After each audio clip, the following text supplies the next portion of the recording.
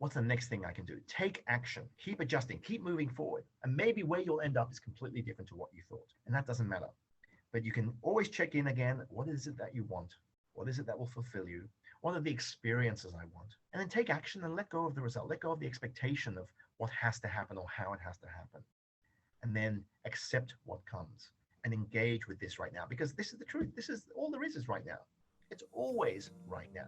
This moment. Everything else is an idea, is a thought. This is where change happens. Be that change now.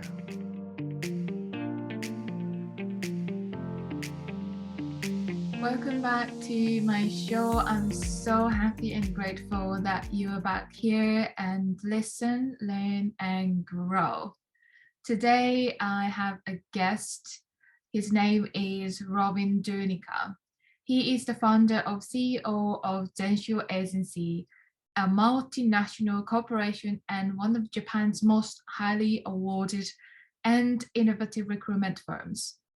Zensho, which means whole life, reflects Robin's belief that life should be lived holistically with purpose, passion, and presence.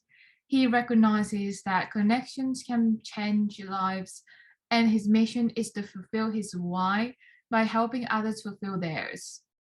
Robin is also a martial artist, breathwork and mindfulness teacher, and an executive coach who is passionate about transforming the lives of the clients he serves. He's originally from Australia and he has lived in Japan for over 25 years. Welcome to my show, Robin. I'm so happy and grateful that you are here to be interviewed, and I am so excited for people to hear what you're sharing today. Thank you so much for being here. Yeah, thank you, Yoshie. It's so wonderful to be on your show. Really excited. Amazing. So my first question is about your why. As I read in your bio, saying that you recognize that the connections can be changed in lives, and your mission is to fulfill your why by helping others fulfill theirs. And I'm curious about your why. What is your why? Yeah, big question, right? It's something, I came across the idea of this whole "what is your why" concept several years ago. There was a guy, an author called Simon Sinek, and he wrote a book called "Find Your Why," I think. And he talked a lot about how understanding your why, understanding that thing that drives you, is so valuable, because life goes in really strange directions sometimes, and it's rarely the way we expect it to go. So the things we want to happen often don't happen. The things, we come to a crossroads. We need to make big decisions in life. We don't know which way to go sometimes. Knowing your why, knowing that thing that drives you internally, that is something really valuable, because it helps you make those decisions. It helps you navigate this chaotic, crazy flow of life. And what I was really kind of surprised to discover was that your why forms in relatively early childhood, and it stays consistent throughout your life. Now, how you express that why, how you articulate that why, will obviously change throughout your life as you grow older, as you do different vocations, etc. But the actual essence of the why usually remains quite consistent. And if I use myself as an example, I look back at my own my own life trajectory over all the years, and I can see actually that when I was able to articulate my why a few years ago, I recognized that it was the same why I had since I was a child. Of course, I didn't know that at the time. I didn't verbalize that at the time, but it was actually consistent. And for me, and whether I'm expressing that through my businesses that I run or in my life, it's been very, very consistent. And that is to help people discover their own potential, to help them be liberated from all the self-imposed concepts and fears that are holding them back and holding back the realization of their potential. That's been my why ever since I can remember, even as a kid. It sounds like a grandiose purpose when you're a 12-year-old, but in some way that was always about creating the space to help others thrive. And that's something that drives me. And when things go wrong, when things don't go according to plan, which is often, knowing your why is the thing that helps you get back on your feet again. It's like a compass that's pointing the direction that you want to be moving, regardless of what's happening on the surface of your life. So having that why is a very great resource for being able to get back up when you've been knocked down. And we can all do with some of that in the last year or two with the coronavirus and all these other things that are happening. People have taken a lot of hits, and life has suddenly, we're just getting used to how our life is going, and then suddenly nature comes along and says, nope, we're going to do it completely differently. And having your why is understanding your why is really, really valuable to help you navigate all these uncertainties that we find ourselves in. That was Wow. a long-winded way of me explaining my why. No, I can see it so clearly, and it's really a beautiful explanation of finding your why, which I can see that when I make a decision, if I know my why, then I can check if it's aligned with my why, and it actually makes it easier for me to make a decision because I know where I'm going, like you said, like a compass. Yeah. Yeah, that internal voice, that internal dialogue. It's, you're faced with a fork in the road. Do I go left or do I go right? There's something inside you that will tell you, no matter what your mind or logic is telling you, which obviously is also important. There's that something, that inner momentum, that inner energetic kind of, you know, thing that compels you to move in a certain direction. And I think we've forgotten to pay attention to that little voice, and it's really valuable to do so at times. Mm, yes.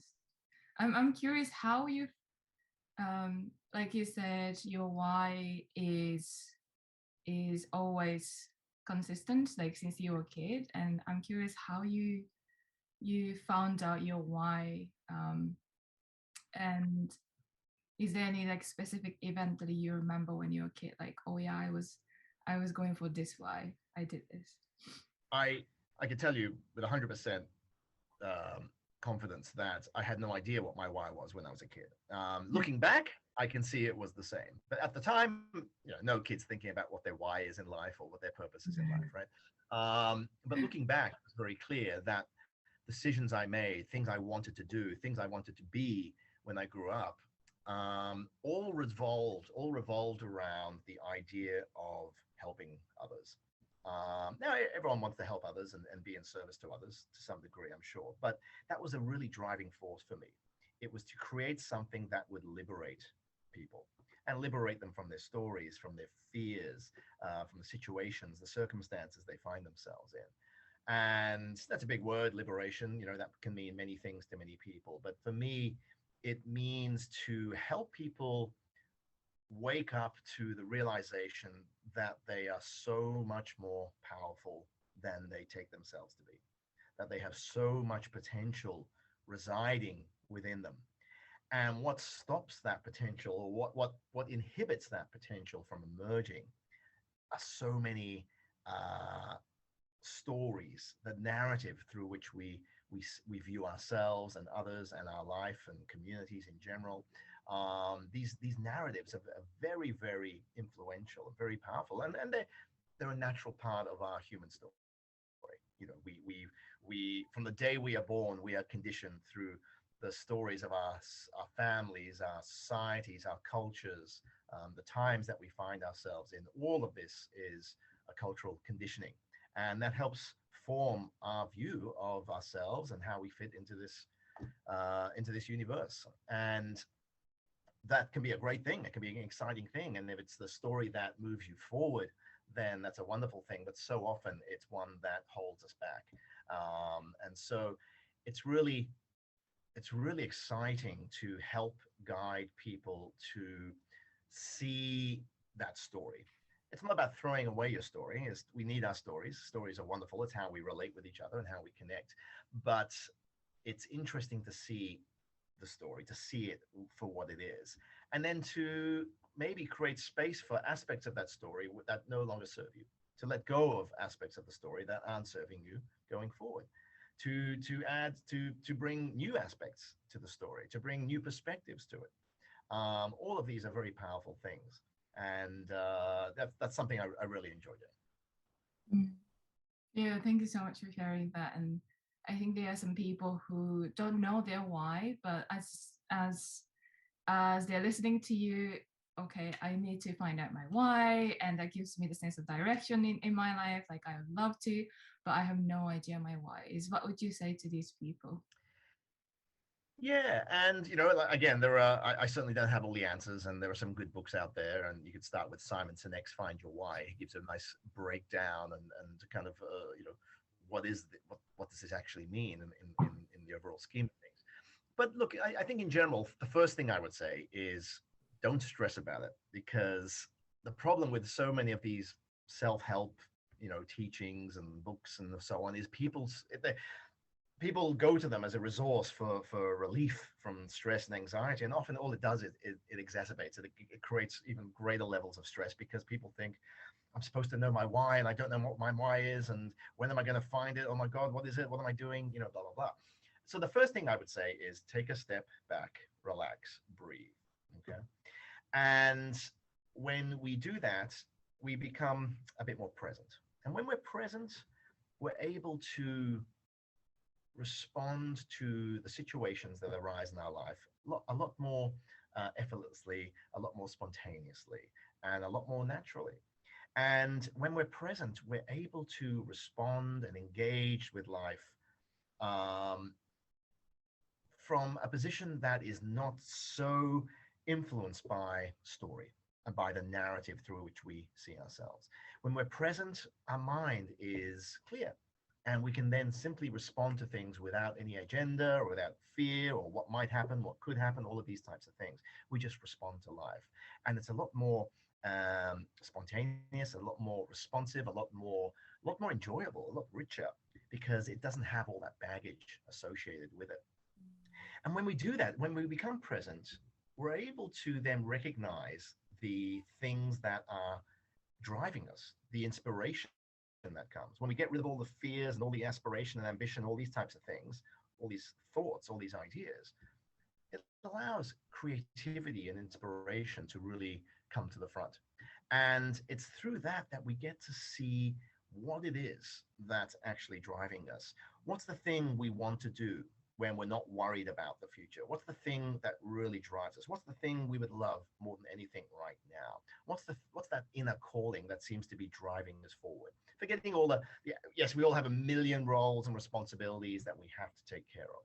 But in that moment of presence, you can just let that go for a second, put that to the side, and see what it is, what speaks to you. What is the thing that, if you didn't have to worry about money or about work or anything like that, what's the thing that would give you most fulfillment? And I think fulfillment's a really key word.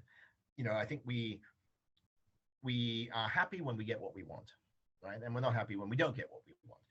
But fulfillment is something a little different. We can be fulfilled even if we're not getting what we want. And I think fulfillment generally comes from a feeling of helping others, of being of service. I think we get a sense of fulfillment. And I think it's a very natural part of the human experience, is to connect and to engage and to serve others. And that could be our families, our friends, our larger communities, our companies, or whatever it may be. But I think the more we can quiet that monkey mind, that mind that is incessantly talking and projecting and analyzing and coming up with different scenarios and fears and all of these types of things, if we can just relax that, and meditation and breath work and things like that, mindfulness, are all ways to help bring that about. The more we can get into that present relaxed state, the more we can then allow this inner calling, this creativity that resides within us, this potential, all this intuition, the more we can then trust that. And that will give us clues that these are the things that are driving us. These are the things that, no matter what happens or what job, these are the things I want to be doing. It's not about necessarily this job or that job. It's about why this job or that job. What is it about those jobs that is really speaking to you? And it might be an opportunity to express your creativity or to help others. It could be so many different things. And the job may change, the outward expression may change throughout your life, but you might find that that inner why, that inner purpose, that inner calling is quite consistent. Mm, wow. Yeah. There's I can relate to when I was struggling with finding my why. Like you said in the beginning, I was stressed and I was so affected by the current result that I'm getting, which I'm feeling unhappy. I'm stressed by my work and things like that. But the first thing that we should do is actually relax and really listen to ourselves, and that's totally true. And when I was able to do that, I found my why. So yeah, that is so true. And it's so important to, life is so outwardly focused. We've, for 1,000 years we've been running this modality of existence where it's all about acquisition, external acquisition, to achieve, to get, to acquire, all these types of things. If you Mm. run a business, it's all about, shareholders and profits and, return on investments and all of this type of stuff. It's all very much focused out there. And so it's really important. We've forgotten, I think, as a society, to take a moment to go back in to ourselves. And what does that mean? It means to be quiet, to be still, to actually go to this place where thought arises, to go into this. We're always busy doing. And what I'd love to invite people to do is to engage in being. We are human beings, we're not human doings. And the beings aspect is really, really important. And we can get there through meditation and breath work and all these different types of pursuits. But it's really about, it's like an archer with a bow and arrow. You have to pull back before you go forward, right? Otherwise you miss the mark, right? If you're building a huge tower, you have to dig deep first in the foundations before you build up. The tree builds the roots and then the branches. So all these types of analogies, but it's all about going in first before we go out. There's a wonderful I don't know if you've heard of the book, the Bhagavad Gita. And the Bhagavad Gita is like, I guess some people call it the Hindu Bible, but it's a beautiful poetic work that, in a nutshell, it's these two armies on the battlefield, and the leader of one of them, Arjuna, he's stressing out because he has to engage in combat, in battle with the other army on the other side. And he recognizes that so many people on the other army, people he grew up with, kids from his neighborhood, uncles, aunts. And he knows that if he gives the command to attack or to fight, many of them are going to die. So his mind and his heart is this battle of what am I supposed to do? I know I have to do this battle because of XYZ, but I also know if I do this, so many people that I grew up with are going to die. So it's this conundrum, what can you do? Anyway, the charioteer, the person driving his chariot is, in the story, is Krishna, and Krishna is his cousin, I think, and has remained very quiet throughout all of this.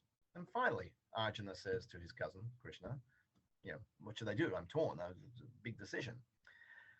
And Krishna says this wonderful line, Yogastara Kuru Kamani, which basically means first establish in being and then perform action. So that's really the whole essence of the Bhagavad Gita. First, establish in being and then do what you have to do. So when you're faced with a big decision, when you're not sure what to do, or there's many variables that could happen, take a moment to go inside, just to relax, just to calm the story, just to be with yourself, and then see what happens. And then a decision may come, a certain thought, a feeling, some inspiration might come. And then, of course, you look at all the facts you need to look at, and then you make a decision. But you'll make that decision with so much more efficiency, and like I said earlier, so much more spontaneity, a lot more appropriate to the situation. It may not be the right decision, could be the wrong decision. Who knows? It might fail, it might succeed. But at least you can do that without all the baggage that usually comes along when we're faced with such big, important life decisions, or even small decisions. being is something that I'm practicing, and as you said, I think there's so many books, and even nature is telling us like you have to establish the roots, and then like there's just so much teachings out there, but I feel like we are not really applying that to our lives. And I'm curious, like when you're facing some difficult decision or adversity, hard times, um, how do you be like how do you actually apply to be and then make a decision or face the adversity?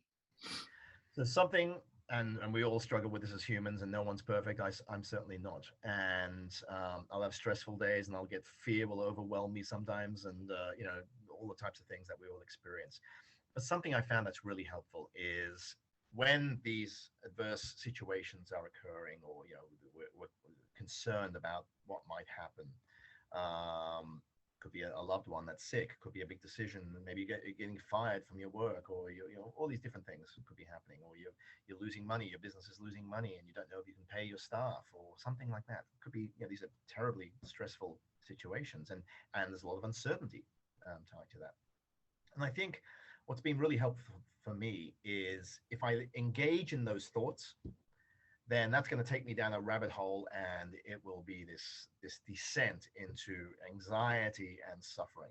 And of course you have to think, of course you have to use your mind to get out of these problems, but relying on your mind is relying on the tool that is giving you the stress to help get you out of the stress is a difficult thing to do.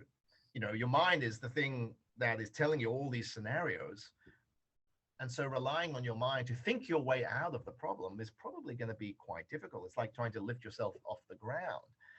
So I think this is an opportunity to, as I talked about earlier, to quieten the mind, to let the mind do its story, let its thoughts, and then just to go within.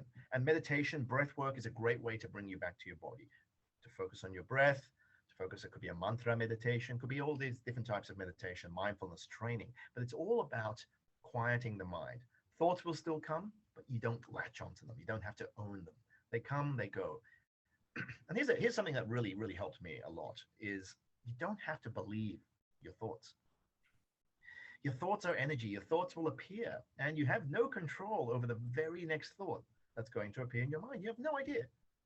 I just suddenly thought about clouds, and I didn't know I was going to think about clouds. I didn't know that. Thoughts will just have this habit of coming in. It's through all our experiences and conditioning and what's happening in the conversation. Thoughts will appear. So we don't have to believe them.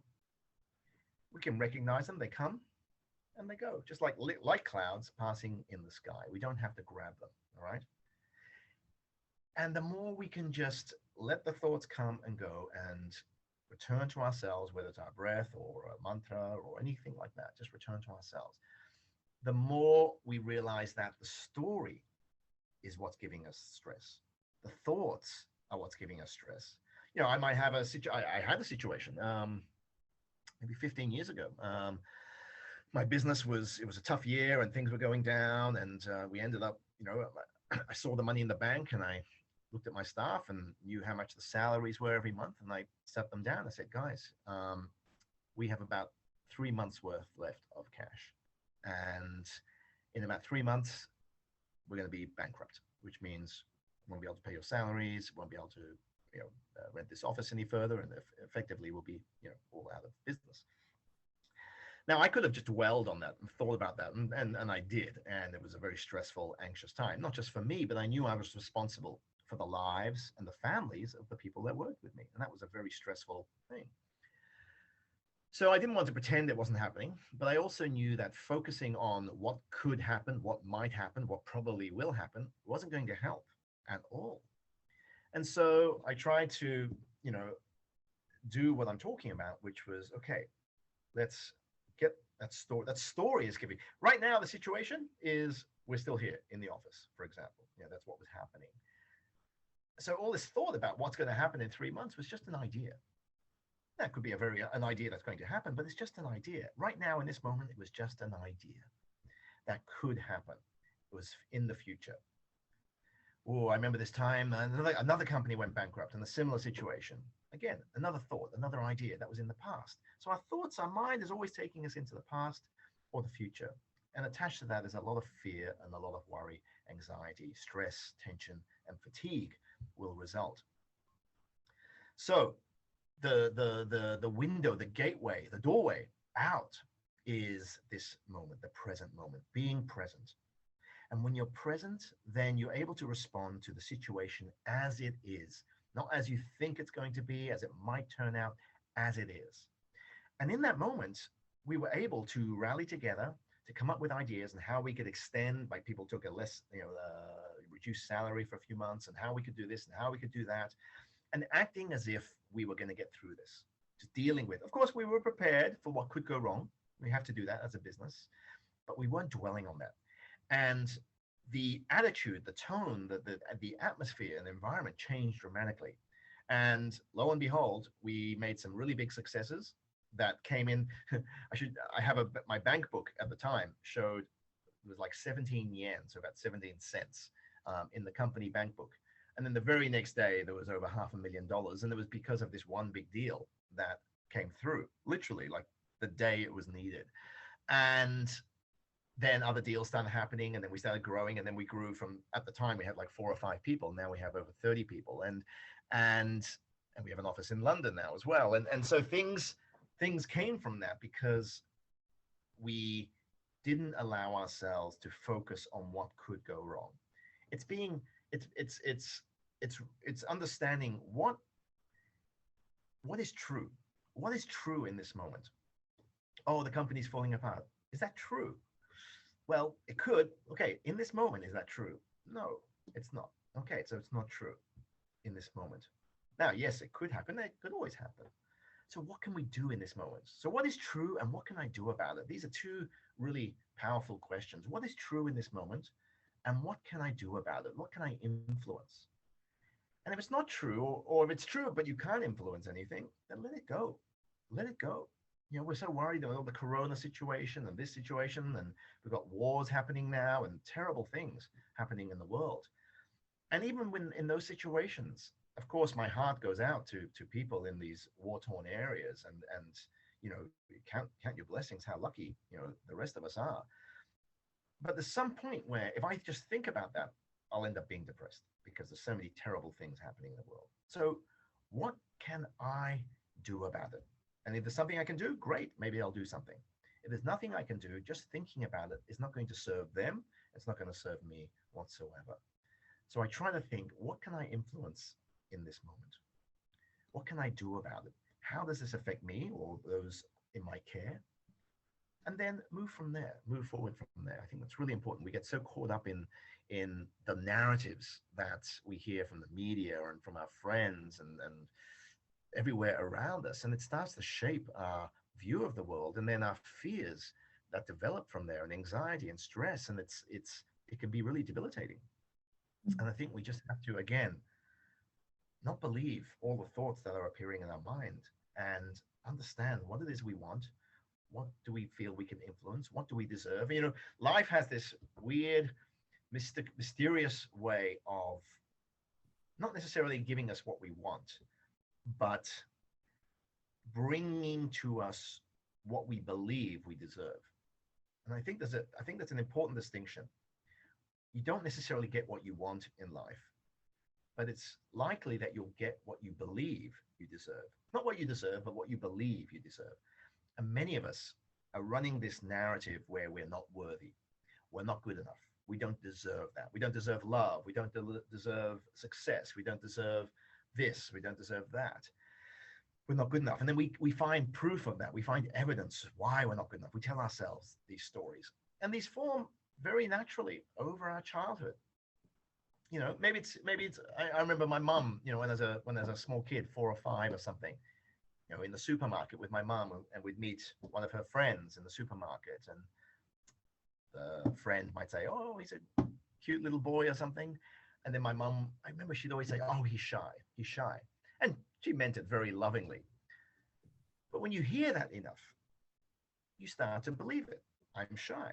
And then you grow older, and then you're 15, 16, and then you maybe, you're going to a school dance and you want to go and ask someone to dance, or you're going to a company and you want to ask for this or for that.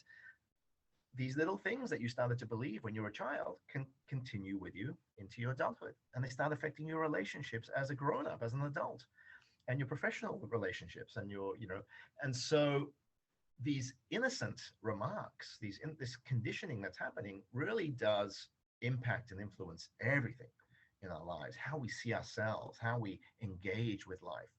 And so for me, the process of like meditation and breath work, mindfulness, and the type of things we're talking about, it's about deconditioning, is that such a word?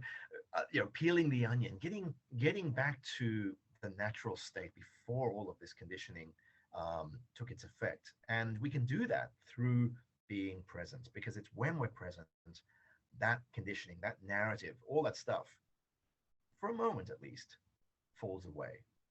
And what's left is potentiality, pure potentiality. And it's from there that life can be really, really exciting.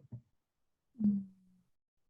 Yeah, I absolutely loved your um, explanation of how our mind works, and it's our we don't have to believe in every single thought that we have, and it's like clouds, and you can choose to let them go, or you can choose to believe in them. And as you know, I used to be a software engineer, so I can actually see it as like programming that we have, and either from your parents or media, whatever it is programmed, but we're not responsible for the initial programming, but we're responsible for changing it Yeah. to um to our favor, to the to what we want to believe in.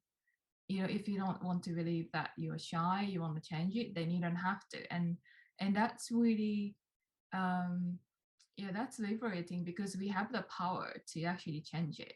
We don't have Yeah. to we don't have to be affected by it, we don't have to believe in it, we can always change it. And if it's not serving us, I mean, I give speeches sometimes in front of crowds and on stage, and I remember how nervous I used to be. What if I'm not good enough? What if they see through me? What if they, this imposter syndrome? What if they feel I'm an idiot, don't say the right thing at the right time, or something like that? And then I'd catch myself and say, well, why am I having this conversation with myself? You know, and I'd try to sink back into that state of who am I really? And what is it that is recognizing this story? What am I, that where these thoughts are arising? And I'm that consciousness, that I'm that awareness, that beingness within which these thoughts, these stories are appearing. So the more I can rest in that state of beingness, the less I'm influenced by that story. And then I can write a new story, become the author of your story. And here's something related to why is this idea of purpose. God, on Amazon, as we've talked about many times in the past, you go to Amazon, you put in finding my purpose or something. There's like a million books, right? A million books. And I've read many of them. And look, there's great stuff in all of them. So I'm not here to say they're not good. But I think they have caused, or this genre, this entire topic has caused a lot of stress for and suffering for many people, because it's similar to the why question.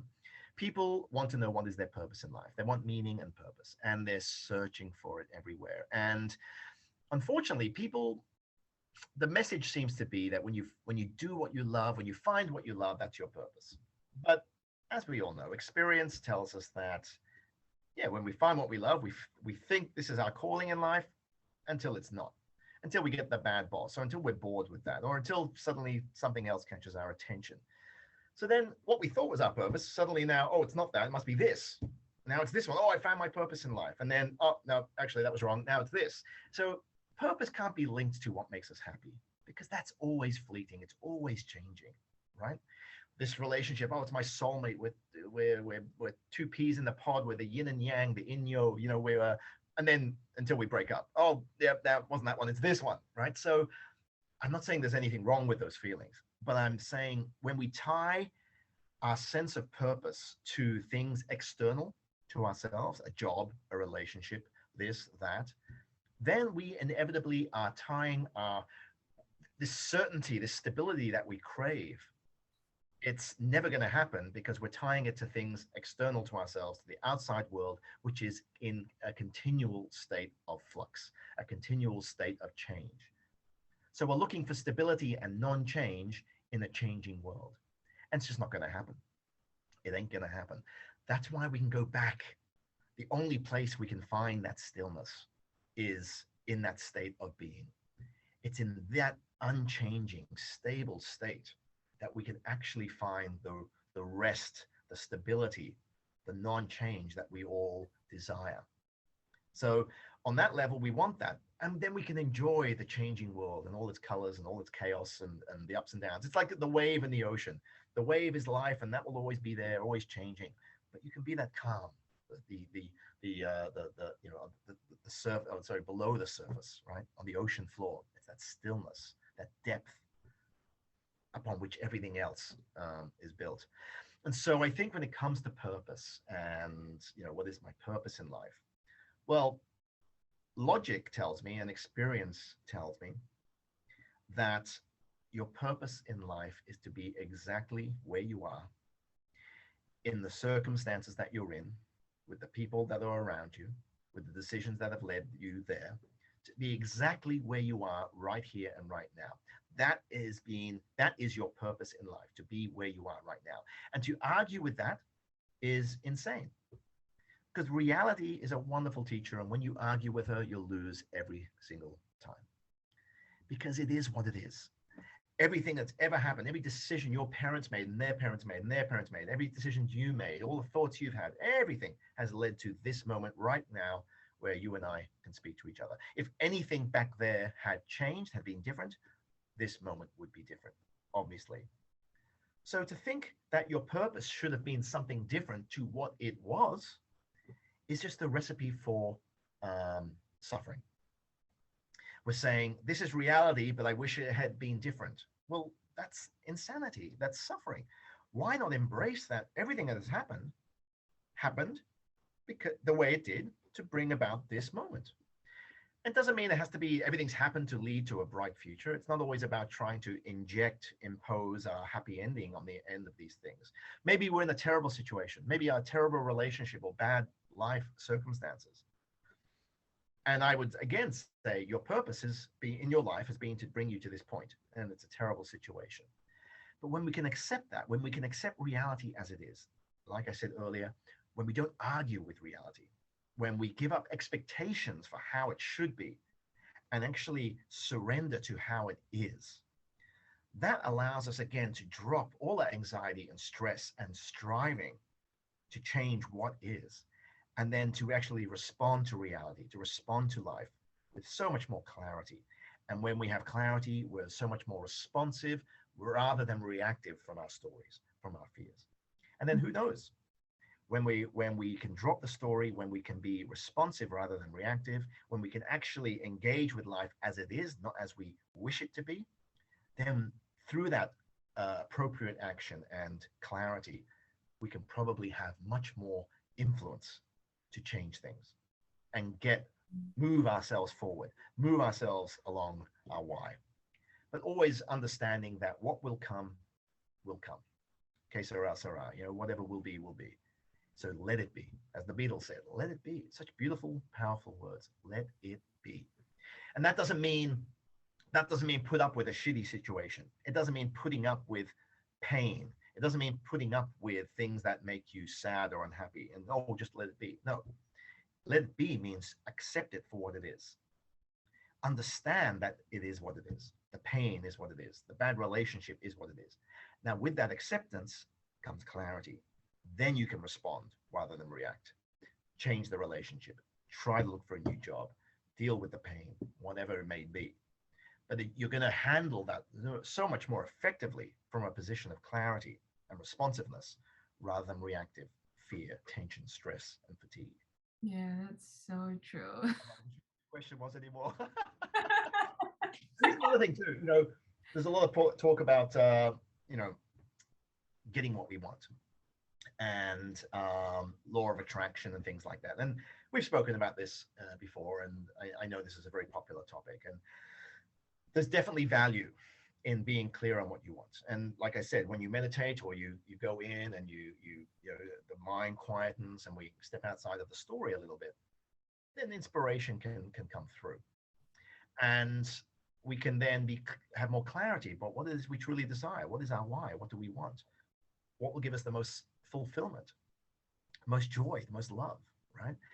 And knowing that and having clarity on that, believing it's possible for you, believing you deserve it, and then taking massive action, letting go of expectations, adjusting as necessary, being grateful for what you have, and then accepting what comes and accepting what goes. That's my kind of recipe for life. And often you'll get something, you'll either get what you want, you'll get what you don't want, or you'll get something completely different. But law of attraction is this cute term. It's a nice marketing term. And there's some good in that. And a lot of what I just said relates to that, is being clear on what you want. You know, imagining yourself, feeling yourself, what it's like to have that, to believe it's possible, to see yourself with it, to believe you deserve it. Again, believe you deserve these things. But then you have to let go. Let go of the expectations, let go of the result, let go of how it's supposed to happen, and then just be with what is. So put it out there. Be present when you're thinking, when you're thinking about what will make you happy and what you want, whether it's in business or in life or relationships. Be with that. Be present with those feelings, with those thoughts, and then let it go and take action. Because I think my problem with a lot of the law of attraction stuff is people think if I just put the thought out there or write down what I want, the universe is just going to bend over backwards and give it to me. And I don't have to do anything. And the other 7 billion intentions don't matter. It's all about me. I'm the center of the universe. And nature will suspend its laws and will bring me what I wish for. And here's the truth that no one talks about. And I would say 90%, maybe 95% of the people I've met, who I talk to or see, who talk about law of attraction, are struggling financially, struggling in many aspects of their lives. And yes, they can all point to how they had that time when they thought about this and it came true. Well, we all have that. But no, what about all the times when it didn't come true? So, you know, you get 10 sprinters, it's the Olympics, 8, I think it's 8, right? 8 in the final. 8 Olympic sprinters on the 100-meter final. And these are the 8 best runners in the world. And each of them before the race, they visualize winning. They feel the feeling of winning. They sense what it's like to win and what's going to happen. They believe they can win. They believe they deserve it. And then the gun goes, 8 of them run. 7 of them will be wrong. 1 of them's going to win. The other 7 won't. So was there value in what they were doing? Of course. These are the 8 best runners in the world. This is probably what helped them get to that point. But it's a little arrogant to assume that just by thinking something's going to happen, it's going to happen. But I highly recommend that you continue to see yourself, to know what you want, to see yourself, believe it's possible for you. But the secret for me has been after that, after I'm present with those thoughts of what I want and what I would love to see happen. After I'm present with that, I then let it go. And I'm very clear on what is the next step. What's the next step I can take to bring this about? If I just sit back and wait for the universe to bring it to me, good luck. Ain't gonna happen. What's the next thing I can do? Take action. Adjust accordingly. Keep adjusting. Keep moving forward. You know, it's not just you have to aim, you fire, you miss, you adjust, you fire. You miss, you adjust again, you fire until you get there. You keep moving forward and adjusting, and new ideas, new inspiration will come. And maybe where you'll end up is completely different to what you thought. And that doesn't matter. But you can always check in again. What is it that you want? What is it that will fulfill you? What are the experiences I want? What are the roles I have to play in life? What needs my attention right now? What's the next thing I can do right now to bring these things forward? And then take action and let go of the result. Let go of the expectation of what has to happen or how it has to happen. And then accept what comes and engage with this right now, because this is the truth. This is all there is right now. It's always right now. This moment. Everything else is an idea, is a thought. that may or may not happen or that did happen? Why be in those places when you're here right now? This is where change happens now, not in the future, now. So be that change now. That's the key. That's the key. Like you need to take an action. I can see that if you want to go to the top of the mountains, you can't just wish to be there. You have to take action one step at a time. And like you said, all you can do is to take action now, like do something now rather than, and it's the life is all about that, like just the process of it rather than the outcome that you're getting. Climbing the mountain, I went up to Mount Everest base camp with my brother and a couple of friends. And when we started the journey, of course, we think the whole point of the journey is to reach Everest base camp. But quickly you realize that that's just another stop, another step along the way. It's actually about the journey. It's about the people you're with. It's about each moment, about the villages you go through and the communities that you meet. And each step, the things I remember most about that trip have nothing to do with reaching the base camp, or the next year we did the summit of another mountain called Mera Peak, which was even higher. And the memories I have are not those, that the end point. It was the journey, because you have to live now. We get so caught up in, we're always projecting. I'll start my life once I've accomplished this. I'll start my life once I get rid of this or change that or do this. I'll be happy once I get this person, that person, this job. It's a never-ending list. And it's always out there. It's always over there. It's always a journey. It's always a path at the end of the path. It's like the little pot of gold at the end of the rainbow.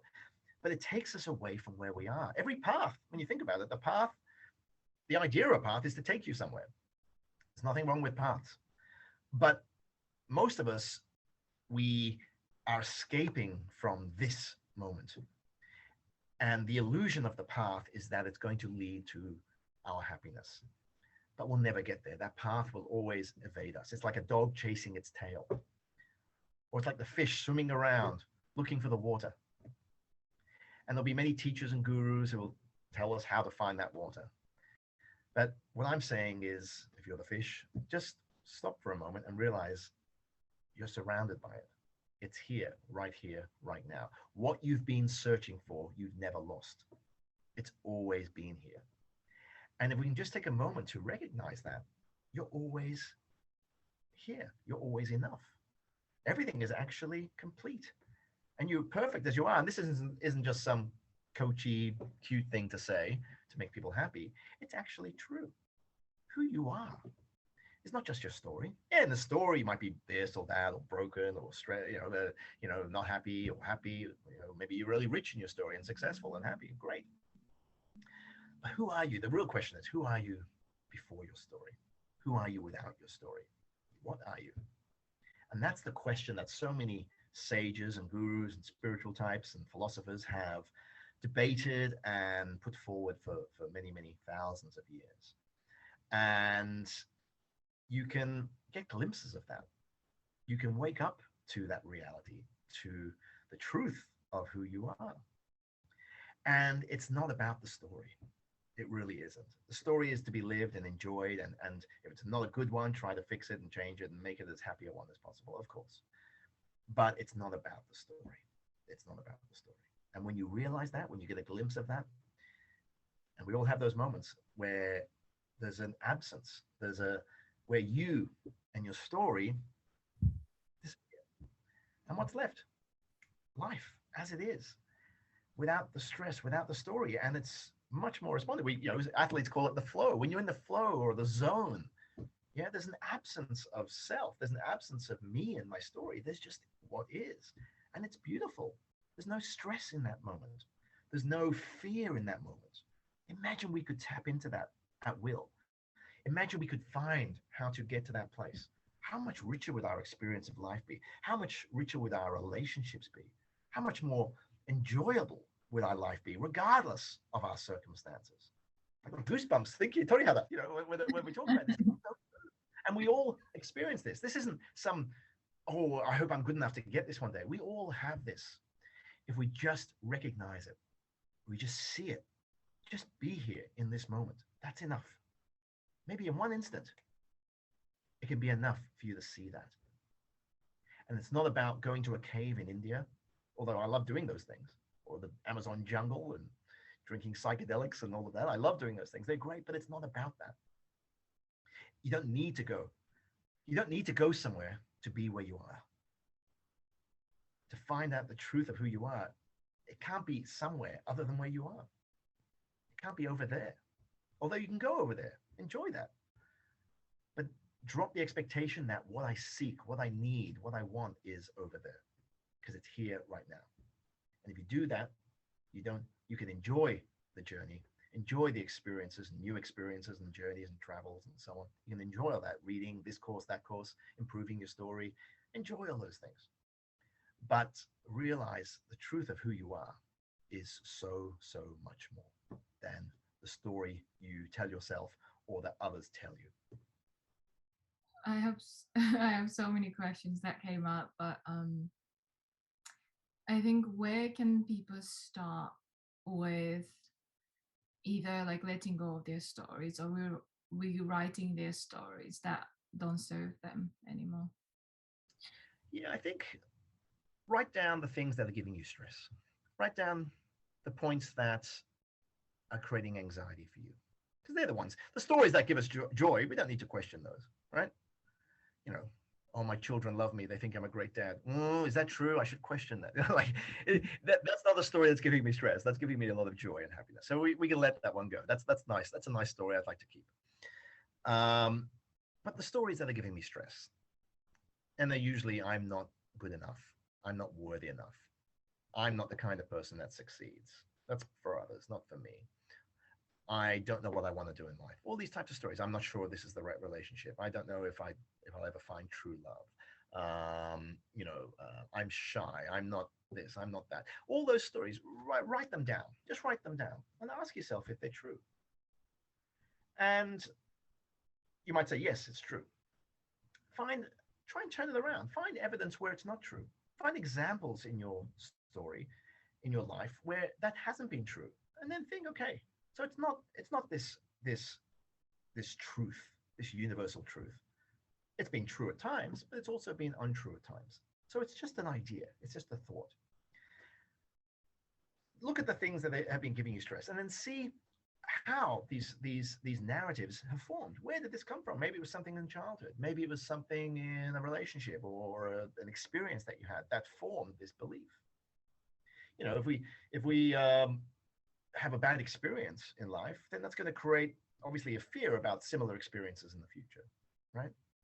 So if we can identify what those are, and again, once we identify it, once we name it, we see it, we allow it to come to the surface and we can let it go. We can let it go. Once we identify something, we can let it go. And it's not so important of what it is or why it was. You know, it's just allowing yourself to recognize that these are thoughts that you have, and they're not true. It's only when we believe them that they cause us stress. If you're shy, that's not a problem. But the idea, I am shy, that's what causes stress. It's okay to be shy. It's okay not to have to be outgoing with everyone that you meet. But it's the thought that you're shy or that you can't meet people or that you don't know how to communicate or something like that, or network. If I'm in a room, I don't want to talk to anyone or something. It's the thought that's causing the anxiety and the stress. So again, write down the thoughts that are giving you stress and then question them. Question them if they're true and find examples where they are not true. And then see if there's any reason to continue having that thought. Is there any value in carrying that belief with you? And if not, let it go. And what's a new belief? Put the new belief in there, especially after meditation and when you're in that present state. That's a good time to put in the new belief. But again, it's just a thought. These are just thoughts. Thoughts will take us one way or the other.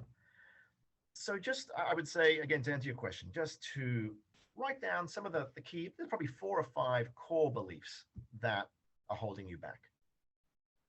Write those down. Question them. Don't take them as verbatim. Don't take them as law. Just recognize that they're thoughts. Maybe you recognize how those thoughts developed. And if something can develop, it can be undeveloped. It can be let go. And then ask yourself, do I need this anymore? Is this thought, is this belief serving me in what I want? And if the answer is no, let it go. Maybe the answer is yes. Maybe it's something you're not prepared to let go of yet. It could be pain, it could be some grief. Maybe you're not ready to let that go. But if you recognize it for what it is, it won't have so much power over you. It won't have so much influence over you. You become the master of your thoughts. Don't be a slave to them. And then just be as present as you can. Because when we're present, we're without those thoughts. When we're present, we are simply in the moment with our attention, our entire being is focused on who we're with, what we're doing. Could be brushing your teeth, washing the dishes, talking to someone. And when you're there, it's just a beautiful, you recognize that you're open. You're built open for your world. You're built open for your experience. You're built open for the other person. And that enhances your listening ability. It lets them be seen. They feel seen, right? It lets them, you're now listening without agenda, not listening so you can respond or, you're listening to them. You're busy thinking about what's a cool way to, what should I say next? That's not listening. And that's not giving someone your presence. I think the greatest gift you can give yourself, your friends, your family, your children, your colleagues, the greatest gift you can give people is your presence. And I really believe that's what we crave more than anything else, is to be seen and to see others and to truly connect on a level that's beyond the mind.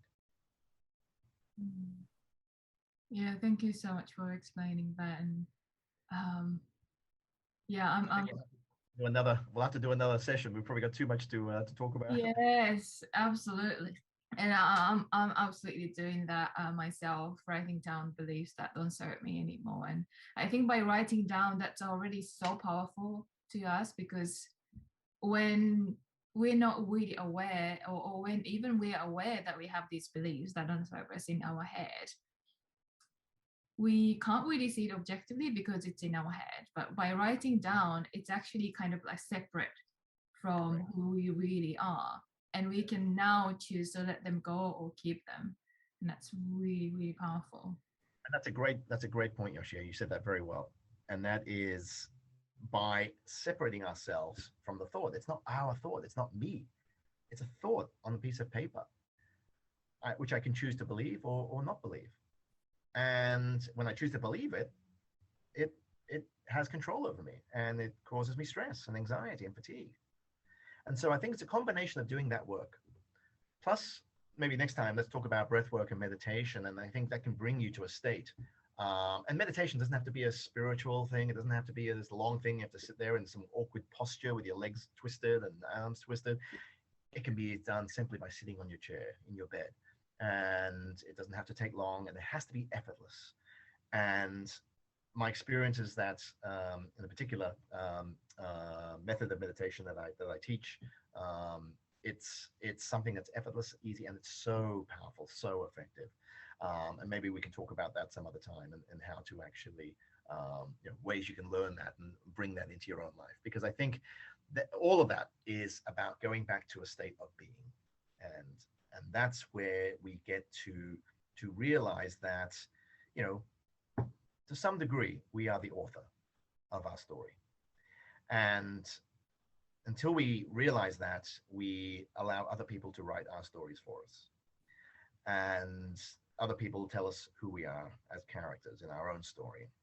And then we look at social media, Instagram, we see all these other wonderful stories that we think are so much better than our story. And then that influences how we feel about ourselves and our story. And it's this never ending cycle. And it's so, you have very little control in that regard. And you're then at the mercy of all these other things and all these other people and all these other narratives. And when we can go into a state of being, we don't have to try and get rid of the stories. We don't have to try and unravel this and stop that and reject that. No, just go inside, and that will just quiet down. You go into that state of being when the stories, the thoughts disappear. You're able to transcend this story, transcend the thoughts, and just be in that state. And you'll be amazed what can happen. The body-mind connection is so powerful. The stress, the tension, fatigue that has accumulated in the nervous system, in the body, will naturally come to the surface, will come out through thoughts, through, it's like laundering your body. It's like defragging your computer, defragging the hard drive, getting rid of all that tension, stress, and fatigue that has accumulated, like static on the system. Allow that to come naturally. What it is and why it's there, it doesn't really matter. Just let it out. And then from after that, you'll start to see this renewed sense of vitality and energy and clarity, creativity and inspiration. And I absolutely am so convinced of the power of these things. It's not about doing, it's about being. The doing will happen, but you don't have to be so focused on what you do. Just let the doing happen. Take action. Action will happen. Get inspired. Action will happen. Results will come. Just be present. Be here now in this moment. Plan for what you have to plan. Know what you want to do. Believe you deserve it. Take action. Accept what comes. Adjust as necessary. Be grateful along the way. Enjoy the ride. Let it be. Amazing. Thank you so much, Robin. And yeah, we can probably do another session when you're back in Japan. Yeah, I'll be back there next month. So no, in May. So just in Sydney for a while at the moment, but looking forward to getting back there and catching up in person. And yeah, love talking about this stuff. And it's so important, especially now with all the stuff that's happening in the world. We need to know there is a place we can go to where we don't have to be impacted by all of that. Absolutely. Thank you so much, Robin. Thanks, Yoshie. You have a good day. You too. Thank you so much. The idea, firstly, is to relax. Not to try too hard to figure something out, because inevitably our mind will get engaged, and our mind will always try to take us to a place that we think is right for us, that we think is best for us, that we think makes us most happy. But what I would suggest is this: the most authentic, honest, accurate way to uncover your why is to sit down and look back over your life. Let's say you're someone like me who's 50. Look back over the last 30 years, maybe even more, maybe the last 40 years. And then consider some of the major decisions that you made in your life with regards to opportunities for study, for learning, for courses, for training, for travel, relationships, work, hobbies.